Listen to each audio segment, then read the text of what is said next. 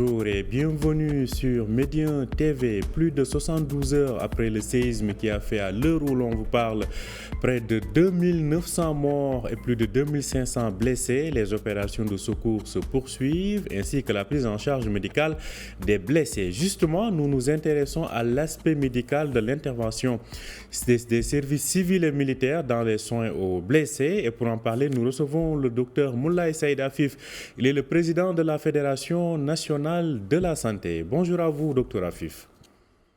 Bonjour, monsieur Baldi.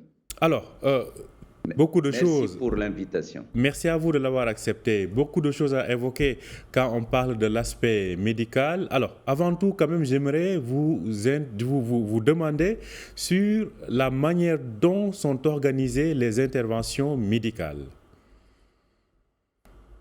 Je voudrais tout d'abord, si vous le permettez, faire une petite introduction qui ne va pas quelques secondes.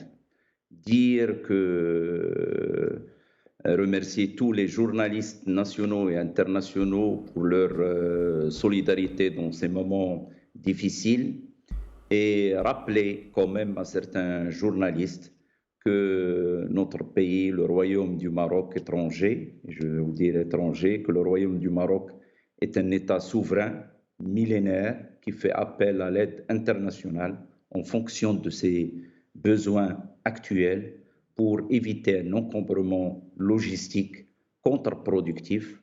Nous disons à ces journalistes étrangers, au moins respectez notre deuil. Ils ne font pas honneur à la profession de journaliste. Et donc, j'espère qu'ils vont comprendre le message, non pas de moi-même et de l'ensemble des Marocains qui sont solidaires, rois et peuples, pour faire face à cette terrible catastrophe. Sur le plan médical, il y a une coordination entre les différents acteurs de notre pays. Il y a d'abord la médecine militaire, et vous l'avez montré, il y a un hôpital mobile, il y a donc la médecine publique et universitaire. Jusqu'à présent, tous les blessés ont été pris en charge, que ce soit au niveau de la wilaya de Marrakech ou celle d'Agadir. Comme ça a été dit, pour les blessés graves, ils sont transportés soit vers le centre universitaire de Marrakech ou bien l'hôpital provincial d'Agadir, qui sont tous les deux avec des spécialités de niveau 3. Comme vous le savez, on a beaucoup de blessés de traumato, que ce soit des traumatismes crâniens ou des membres. Il y a la prise en charge donc de ces blessés, et puis il y a le côté aussi psychologique avec des cellules de pédopsychiatrie pour les enfants et leurs familles et de psychiatrie adulte, parce que comme vous le savez, ça a été terrible, donc il ne faut pas occulter l'aspect psychologique. Donc, à vous entendre parler, on a aussi bien donc l'intervention des phares que de la médecine civile, donc à travers la prise en charge donc médicale de ces blessés. Alors, qu'en est-il du secteur privé? Est-il impliqué? Tout à fait, le secteur privé est impliqué et nous avons la Fédération nationale de la santé qui regroupe tous les métiers de santé. Donc, quand on dit prise en charge, ça veut dire qu'il faut du matériel d'ostéosynthèse, et le ministère de la Santé et de la Protection sociale fait un travail exceptionnel. Donc, le matériel est là, il est disponible.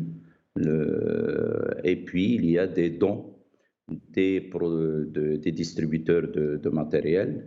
Le président en fait partie, M. Karim Zahir. Donc, et puis, il y a bien sûr les médicaments. Et là aussi, La Fédération nationale de la santé compte parmi ses membres toutes les associations, que ce soit la Fédération marocaine d'innovation et d'industrie pharmaceutique, qui regroupe plusieurs laboratoires pharmaceutiques, ou l'AMMG, ou le LEM pour les multinationales.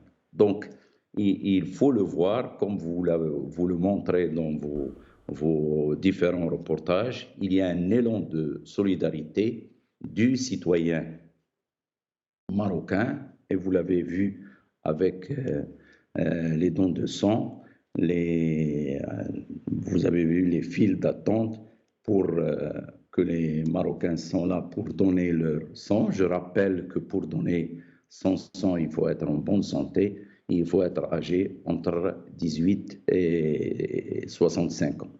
Donc, tout ça est coordonné. On le rappelle, il y a une coordination entre les différents acteurs de notre État, et tout se fait, que ce soit les dons, par exemple, quand il y a des dons de matériel ou de médicaments, ça c'est géré au niveau du ministère de la Santé et de la Protection sociale. Et quand il y a des dons, par exemple, parce qu'il y a aussi un besoin en lait infantile, et la Fédération a fait un appel aux distributeurs de lait, en plus de l'appel fait par le ministère de la Santé. Et donc, tout ce qui est dons, nourriture, couverture et tout ça, ça c'est géré au niveau du ministère de l'Intérieur pour que ça puisse arriver aux personnes qui en ont besoin sur le terrain.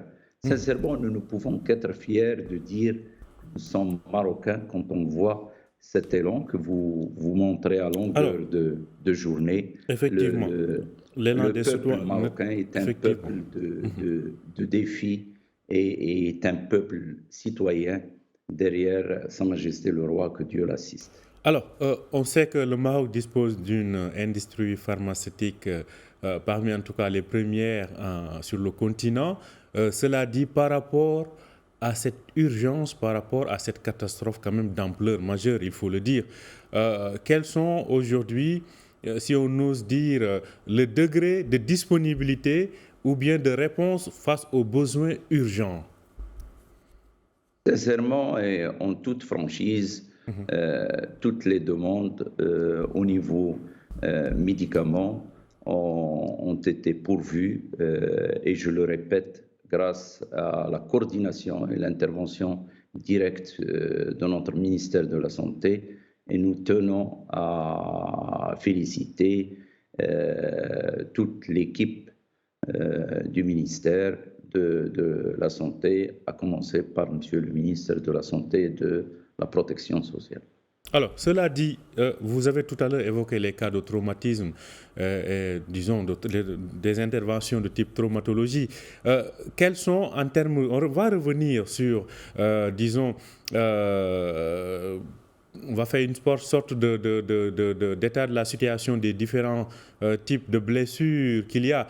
Mais en termes de besoins en médicaments, qu'est-ce qui est plus demandé actuellement sur les zones d'opération? Ce qui est demandé, comme on l'a dit, il y a une demande de tout ce qui est demandé lors d'interventions de traumatologie, parfois de neurochirurgie quand il y a des traumatismes crâniens. Il y a peu de traumatisme viscéral parce que, comme vous le savez, les maisons sont des maisons faites en terre cuite, donc il n'y a pas de crash syndrome.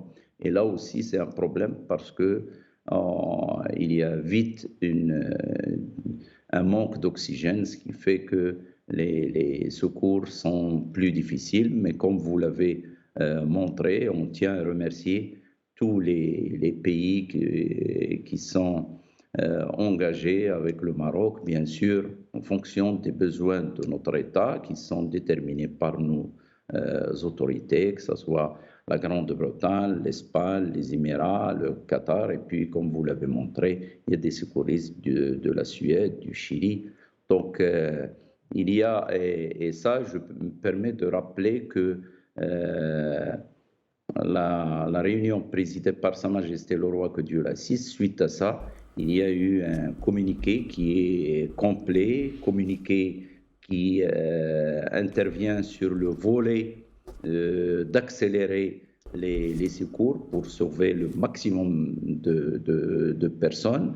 Il y a le volet de l'approvisionnement en eau potable, et ça aussi c'est médical parce qu'il faut éviter les infections. L'approvisionnement en aliments, couverture étanche, et là aussi il y a les laits artificiels parce qu'il y a des enfants qui ont perdu leur maman, donc des nourrissons, il faut les allaiter.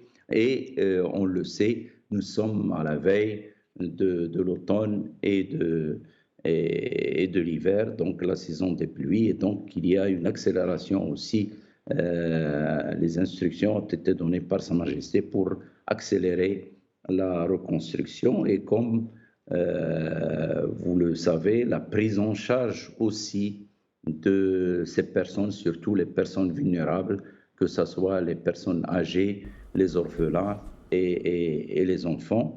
Et je vous dis que la création du compte spécial, il y a beaucoup de dons qui affluent. Alors, Tout on va essayer de rester je pense, sur le va aider plan médical. à ce qu'on aille plus vite. Docteur Afif, on va essayer de rester sur le plan médical, bien évidemment, les autres aspects sont très importants et on l'évoque à longueur de journée. Mais par rapport là, actuellement, à l'heure où je vous parle, on compte environ près de 2900 morts et plus de 2500 blessés. Alors, qu'en est-il de la capacité d'accueil de l'ensemble des blessés par rapport à ce qui est déployé sur le terrain? Excellente question. Il faut que les auditeurs sachent que jusqu'à aujourd'hui, donc il y a au niveau, que ce soit de Marrakech et d'Agadir, et avec l'hôpital militaire, avec les militaires, avec les hôpitaux militaires, que ce soit à Marrakech ou Agadir, on arrive à gérer localement. Ceci dit, le ministère de la Santé, le ministre a donné ses instructions, et partout dans les différents CHU, si je veux donner un exemple du CHU de Casablanca, il y a plus de 200 lits qui sont réservés juste pour ces blessés du séisme. Jusqu'à présent, on n'en a pas besoin, mais tout est prêt en cas de besoin, et les ambulances pour qu'il y ait les transferts. Et vous avez vu que là aussi, la médecine militaire, il y a les hélicoptères qui sont là de la partie, et puis il y a les drones pour essayer de voir dans les zones éloignées ce qu'il en est. Donc, il y a une convergence de l'ensemble des secteurs, que ce soit le secteur public avec les deux composantes CHU et public, le secteur privé, et là, l'association des cliniques privées a mis les cliniques à la disposition pour soigner les blessés, et puis, bien sûr, c'est très important, la médecine militaire qui fait un travail exceptionnel. La médecine militaire ainsi que donc la médecine civile qui sont toutes impliquées et qui sont mobilisées entièrement à travers donc ces opérations de sauvetage et donc de recherche et de prise en soin des victimes, des blessés. Alors, l'autre question qui se pose, parce qu'on a tendance à s'attarder sur les traumatismes, disons, physiques, mais il y a aussi le traumatisme moral qui est là, même des gens qui sont loin de l'épicentre, mais dont les villes ont été touchées donc, par ce séisme, font part d'un traumatisme. Qu'en est-il de la prise en charge psychologique? Là aussi, c'est une question très importante parce qu'on le sait, l'impact psychologique est important, et on peut le dire, il y a certaines personnes qui ont perdu la vie parce qu'ils ont fait des crises cardiaques. Donc l'impact psychologique est important, et donc il y a des cellules d'écoute et des cellules de suivi psychologique, que ce soit à Marrakech, mises en place pour en pédopsychiatrie, donc pour les enfants, pour les adultes, ceux qui ont besoin de médicaments, ceux qui ont besoin seulement d'écoute. Donc il y a un suivi, que ce soit aussi à Agadir, et c'est un suivi immédiat tout de suite, et c'est un suivi qui se fera pour certains à moyen et à long terme, parce qu'il y a de l'impact, ça crée de l'angoisse, même comme vous l'avez dit, pour ceux qui sont à l'extérieur. Vous avez vu que même là où il n'y avait pas un impact important, les gens sont sortis. Il y a certains qui ont passé la nuit dehors par peur, et ça se comprend, et donc ça peut laisser des séquelles comme des céphalées, de l'anxiété, un stress. Donc tout ça, c'est à gérer, et les équipes qui sont sur place dans les centres les plus touchés, que ce soit à Marrakech et à Agadir. Et là aussi, c'est un travail où participent tous les secteurs. Et par exemple, au niveau de la fédération, le président de l'association de syndicats des psychiatres privés s'est déplacé à Marrakech et a passé 2 jours pour aider à la mise en place de ces structures. Donc la prise en charge psychologique qui est d'une importance majeure dans ces conditions où on sent quand même des traumatismes auprès des personnes qui ont vécu ce séisme, dont pour la plupart c'était dans une bonne partie en tout cas, c'était une première, et surtout, comme vous l'avez si bien dit, c'est intervenu en début de nuit pratiquement, ou en pleine nuit pour certains, et beaucoup de concitoyens ont passé donc la nuit à la Belle Étoile après donc ces séismes par peur des effondrements dans leur domicile. L'autre question, alors il est vrai qu'on voit ce débat qui se pose par rapport à l'arrivée de l'aide internationale, mais aujourd'hui, avec les différentes relations du Maroc à travers le monde, que ce soit sur le plan africain ou ailleurs, s'il y avait besoin, disons, de coopération sur le plan médical, quelles seraient les priorités du Royaume? Sincèrement, et là aussi je suis sincère et franc, jusqu'à maintenant, et je vous l'ai dit et je le répète, le ministère de la Santé et de la Protection sociale, avec bien sûr la médecine militaire et le privé, jusqu'à maintenant, on n'a même pas besoin des équipes médicales marocaines des autres régions. Donc, au jour d'aujourd'hui, nous suffisons à nous-mêmes, et on l'a montré durant la Covid, où on ne pouvait pas sortir, on ne pouvait ni recevoir ni quoi que ce soit, qu'on s'est débrouillé par nous-mêmes sur le plan médical. Donc actuellement, ça se passe bien. Bien sûr, les autres aides sont les bienvenues, et s'il y a un besoin de quoi que ce soit, je crois que nos autorités veillent à ce que cette aide internationale arrive, et arrive au bon moment. Et vous me tendez la perche pour dire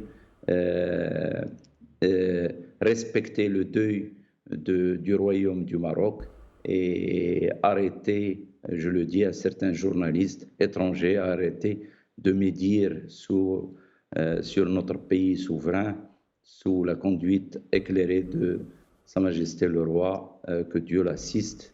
Nous sommes un pays fier, souverain, de Tanger à Guéra. En tout cas, le message est bien passé. Merci à vous, Moulay Saïd Afif. Je rappelle que vous êtes le président de la Fédération de la Santé. Vous nous parliez donc à propos de ce séisme, surtout de la prise en charge médicale des victimes. Merci d'avoir accepté notre invitation. Merci, M. Baldi. Merci à vous. Avant de vous quitter, je vous rappelle juste donc le compte du fonds spécial qui a été ouvert. Donc tout le monde peut y participer à travers donc des dépôts sur donc ce compte ou à travers des virements que vous pouvez faire depuis donc vos téléphones portables, des applications sur les téléphones portables. Vous voyez donc afficher donc ce compte spécial auprès du Trésor et de Banque El Maghrib.